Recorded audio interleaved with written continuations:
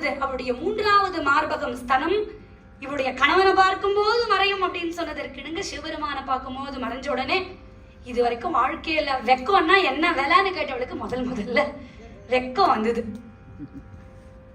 பெருமான் சொன்னார், நீ என்னைக்கு மதுரையிலேருந்து கிளம்பினியோ நானும் அன்னைக்கே மதுரையிலேருந்து கிளம்பினேன். நான் வேகமா உன்னை கல்யாணம் பண்ணிக்கிறேன், நீ வா, நீ சீக்கிரமா போ, நான் உன்னை உடனே கல்யாணம் பண்ணிக்கிறேன் அப்படின்னு உடனே அப்படி அற்புதமான வைபவமா மீனாட்சியினுடைய திருக்கல்யாணம் தோரண பந்தலிலே பாண்டியன் தோகை கையில் விழியின் கல்யாண வைபவம்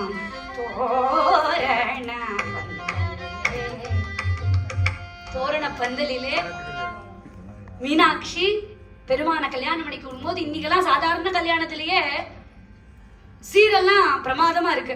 இப்ப மீனாட்சி யாரு? ராணி. பெருமான் யாரு? சொக்கநாதர் ராஜா.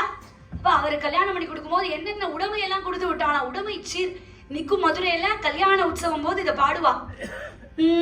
சாய குறிச்சிகளாம் சயன காமிச்சுகளாம் பனாரஸ் பட்டுகளாம் மீனாட்சிக்கு பொன்னால் சரிகைகளாம் புதுமை ரவிக்கைகளாம் ஸ்ருங்கார பீலிகளாம் மீனாட்சி காப்பு கொலுசுகளாம் சிகப்பு தினசுகளாம் ரத்தின தண்டைகளாம் மீனாட்சிக்கு வெள்ளியில் பெட்டிகளாம் விசித்திர மெட்டிகளாம் ஏழிக்கும் பல்லக்கா மீனாட்சிக்கு அற்புத வங்கிகளாம் ஆயிரம் பாங்கிகளாம் நவரத்ன மாலைகளாம் மீனாட்சிக்கு சூரத்து முத்துகளாம் சுடித்தனத்துகளாம் வைர முருகுகளாம் மீனாட்சிக்கு அத்தர் பூச்செண்டுகளாம் மெத்தைகள் திண்டுகளாம் ஆணிப்பொன் பல்லக்கா மீனாட்சிக்கு